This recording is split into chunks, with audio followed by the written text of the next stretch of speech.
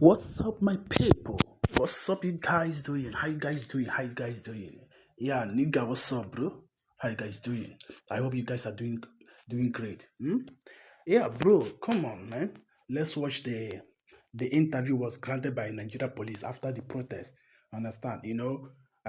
Yesterday was the protest by Chowore, leading by Chowore, Atiku, Nandekano, lawyer, brother, and other personnel. Understand? And Nigeria Police was attacked them. Was attacked them, opening fire to them, tear gas, and a lot of things was on call. And last, the Nigeria Police has been grand interview, and hear what he said.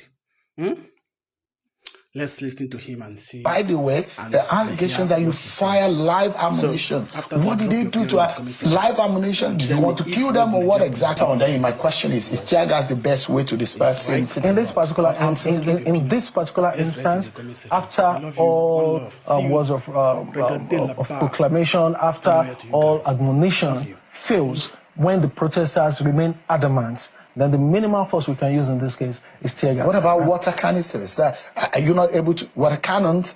And I thought that, I saw a few of them, the very large, big ones. Or you are out of water. You are going to ask the same question. That is water cannon the best way to disperse citizens? I'm saying water could be fairer than smoking people. Are they animals? Like we said, this is standard operating procedure. It's not a Nigerian thing. What about water? I'm saying what about water? Well, you're not able to use water, or you just ate the faces of those who are protesting. Now, what exactly? You make it is the police force standing for the people or standing against? You make it sound like tear gas is biological weapon or weapon of mass destruction. No, this is approved. But it's harmful to the health of the This is approved, and this is used by police forces around the world. We are not using anything illegal. We are not using anything unlawful. And like I said, this comes after a series of warnings. And mind you, immediately the warning was given that this is going to be done, the people that had health concern and that loved themselves left that place. So this was for the unruly. So there was a police officer who announced that this was for this was that standard procedure. We always do that, and this for the unruly and adamant protesters. Well, give us an understanding of the arrests that were made. Why? You arrested Nnamdi Kanu's brother, Emmanuel Kanu, yes. And you arrested his lawyer too. Barrister Aloy, yes. Why? Because they insisted on making way to the restricted areas. And not just two of them, 6 others were also arrested around Transcorp for this same reason. So we arrested a total of 8 of them. They are currently at the state CID.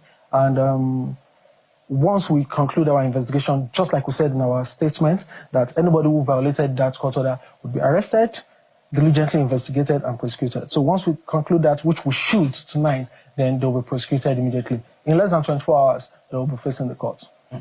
So now, people are going to be prosecuted because they are exercising their constitutional rights. No, you are getting it wrong.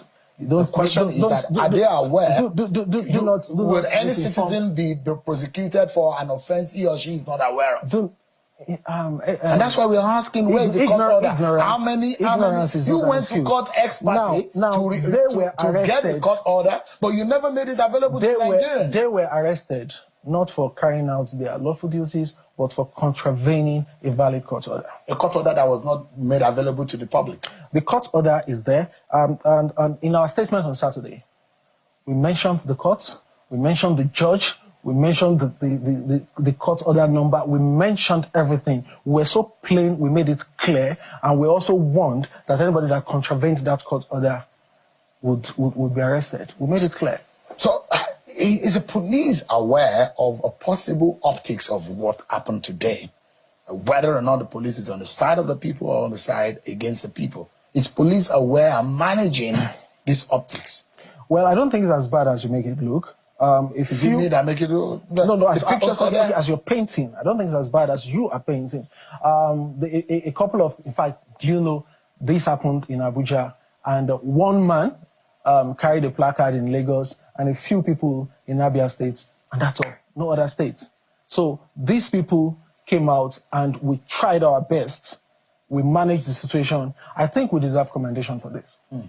In fact, we understand that the IG actually rushed back to Nigeria from an event he was attending in the US. Because of this? No, far from it. Why did he? Far from it. But abruptly, he was supposed to be at that conference. Far from it. The IG was in Denver, Colorado for the opening ceremony, for the IACP. He attended the opening ceremony, and he had to come back for other pressing security matters.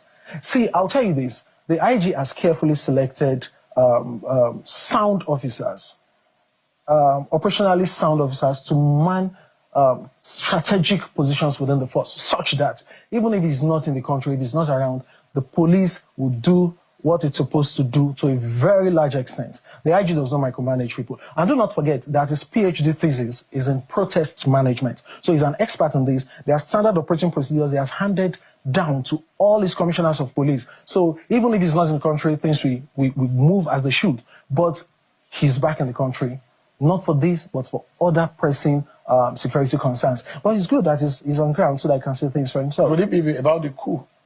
Did he rush now also because of the coup? Now, the defense headquarters has debunked that there was a coup, but that's ordinarily should be enough to make an IG come back to the country, to ensure that there is no anarchy, there is no breakdown of law and order, and there is absolute peace.